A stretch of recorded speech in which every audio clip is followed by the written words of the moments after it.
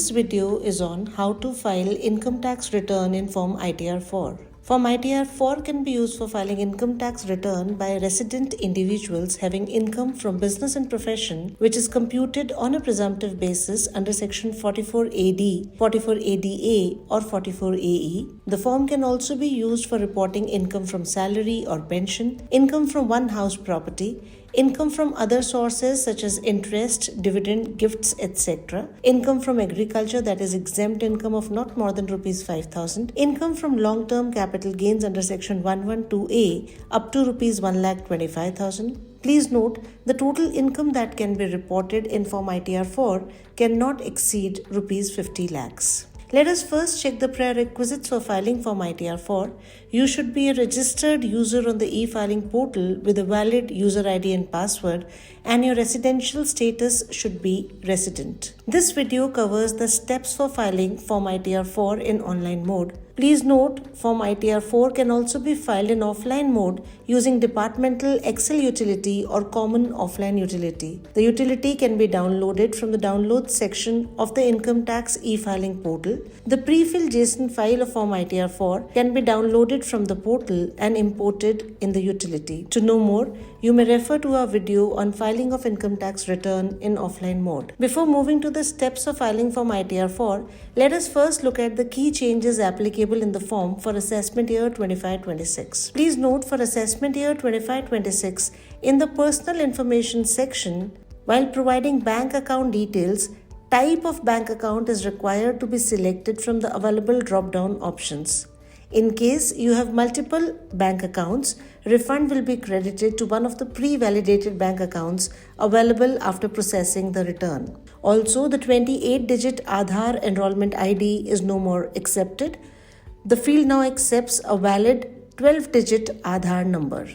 In the gross total income section, reporting of long-term capital gains under Section 112A, that is gains from listed equity shares and equity-oriented mutual funds, can be reported in Form ITR-4 provided the amount of long-term capital gain does not exceed Rs 1,25,000 and there are no brought forward losses or losses to be carried forward under the head capital gains. Previously, taxpayers were required to file Form ITR-2 or ITR-3 for reporting any capital gains. This change allows taxpayers with small amount of long-term capital gains to use a simpler ITR-4 form. In the total deductions section from assessment year 24-25, taxpayers are required to provide detailed disclosures for claiming deductions.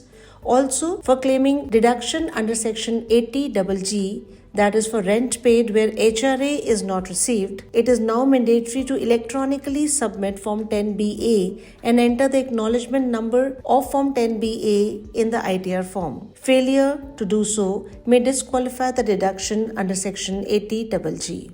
Let us now see the steps for filing Form ITR-4 in the online mode. You are first required to go to the e-filing portal homepage and click Login.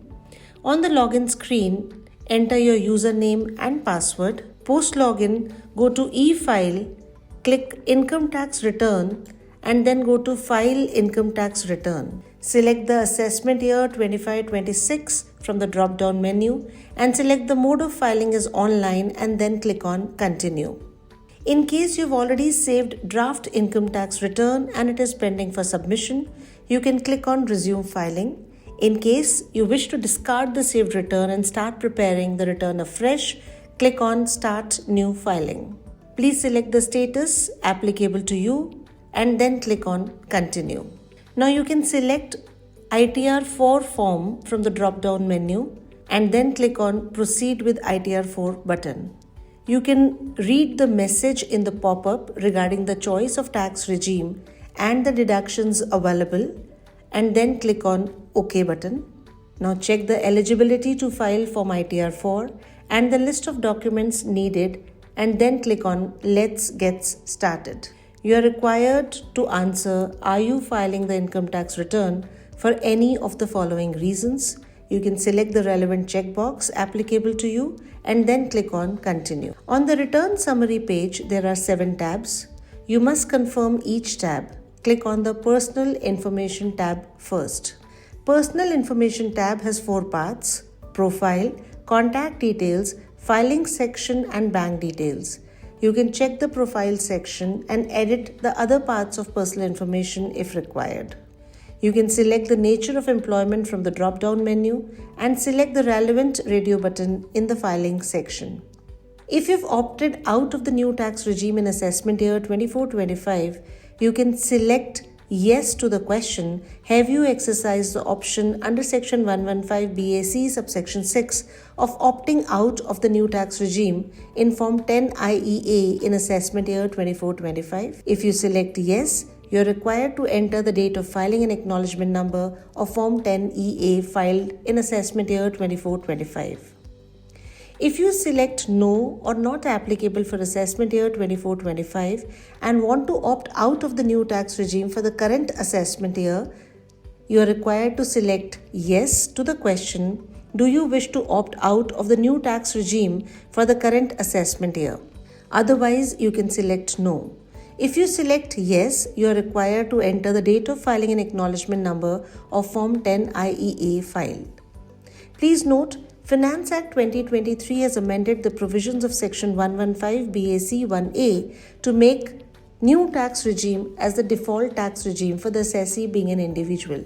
If you do not want to pay tax according to the default tax regime, you will have to explicitly opt out of it and choose to be taxed under the old tax regime.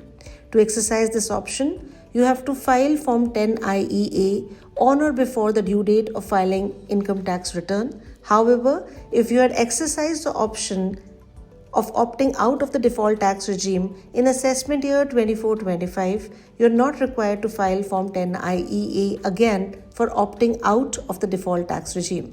You can now declare details of all bank accounts held in India at any time during the previous year and nominate at least one bank account for refund. Personal Information tab is now confirmed. You can click on Gross Total Income tab. In the Gross Total Income tab, you are required to enter the income details of business and profession, income from salary or pension, income from house property, and income from other sources. You can click on Edit button to add the details of business and profession income. You can enter the details of business and profession income under section 44AD. You can also enter the details of business and profession income under section 44ADA. Similarly, you can edit and enter the details of presumptive income from goods carriage under section 44AE. You can now click on Edit button to add the details of salary income. Similarly, you can click on Edit button to add the details of house property income. You can click on Add Another button to enter interest on borrowed capital. For claiming interest on borrowed capital under section 24B, you are required to provide the details of the loan. Now you can add the details of income from other sources. You are required to select the nature of income and enter the amount and then click on Save. After adding all the incomes, you can click on Confirm to verify income details. Gross Total Income tab is now confirmed. You can now click on Disclosure Exempt Income tab. You're now required to enter the details in Disclosure Exempt Income tab and then click on Confirm. Disclosure Exempt Income tab is confirmed. Now click on Long-Term Capital Gains under section 112A tab. You are required to enter the details of long-term capital gains under section 112A. Here you can report long-term capital gains up to Rs 1,25,000 and then click on Confirm. Long-term capital gains under section 112A tab is now confirmed. You can click on Total Deductions tab. Here you are required to verify and claim the deductions by clicking on the relevant deduction tile and then click on Confirm. Please note, new tax regime is the default regime. If you have not opted for the old tax regime, only deductions under section 80CCD subsection 2, that is employer's contribution to tier 1 NPS account, and section 80CCH, that is amount deposited in the Agniveer Corpus Fund, will be enabled. Further, for claiming deductions, you are required to provide some additional information for assessment year 25-26. For claiming deduction under section 80C, you are required to provide the details of the amount eligible for deduction under section 80C, policy number or document identification number. For claiming deduction under section 80CCD1, you are required to give the details of amount of investment, amount eligible for deduction under Section 80CCD1, and the PRAN of the taxpayer. Similarly, you are required to give the details of the policy number and the name of the insurer along with the health insurance amount in Section 80D.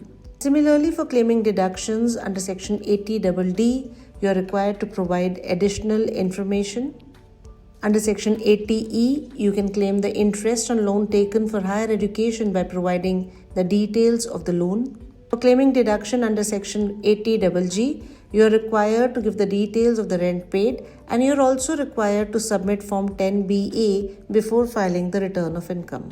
You can claim the deduction in case of a person with disability. Here you are required to mandatorily file Form 10IA before filing the return of income. Total deductions tab is now confirmed. You can click on Tax Paid tab. Here you can verify your taxes paid, that is TDS on salary, TDS other than salary, TCS, advance tax, self-assessment tax, and then click on Confirm. Tax Paid tab is confirmed. You can now click on Tax Liability tab.